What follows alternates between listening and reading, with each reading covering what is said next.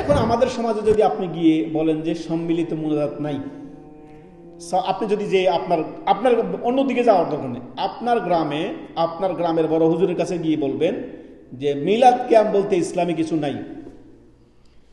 আপনার হুজুরের কাছে আপনি গিয়ে বলবেন যে সলাতের পরে, নামাজের পরে সম্মিলিত মুনাজাত বলতে কিছু নেই, আর যায় নামাজের দোয়া বলতে কোনো কিছু নেই, রোজার নিয়ত মুখে পড়া না ওয়াই তো আন আসুমা গাদাম এই বলতে কিছু নেই, বা মুসল্লার দোয়া বলতে কোনো কিছু নেই, বা মিলাদ কিয়াম 40 এগুলো কোনো কিছু ইসলামে নাই। তখন আপনাকে বলবে এই যে আগন্তক, এই যে আসছে দেখছো সৌদি আরব থেকে ওহাবি ধর্ম নিয়ে আসছে, আউযুবিল্লাহ, ওহাবি মানে আল্লাহওয়ালা। আলহামদুলিল্লাহ বলেন, আমরা সবাই আল্লাহওয়ালা, সবাইকে আল্লাহওয়ালা হতে হবে।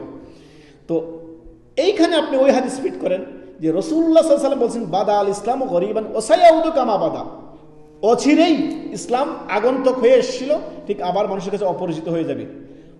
প্রকৃত কোরআন সুন্নাহর জ্ঞান মানুষ এখন জানে না। আপনি বললে আপনাকে বলতে কোত্থেকে নিয়ে আসলা তুমি, আরে আজব তো।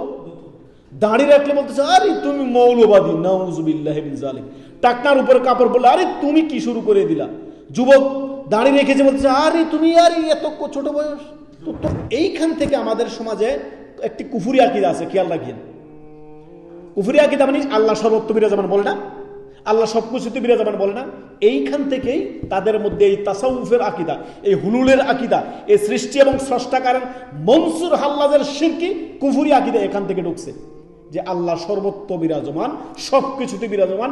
হিন্দুদের আকীদা এটি, কোন মুসলমানের আকীদা হতে পারে না আল্লাহ সর্বত্র বিরাজমান। আর রহমান আলাল আরশি ইস্তাওয়া, আল্লাহ আরশের ঊর্ধ্বে সমুন্নত, যেমনটি আল্লাহর সাজে, যেমনটি আল্লাহর ক্ষেত্রে সাজে। লাইসা কামিসলিহি শাই ওয়া হুয়াস সামিউল বাসির, আল্লাহর সমকক্ষ কোনো কিছু নেই, আল্লাহ শুনেন এবং দেখেন সর্বদাই।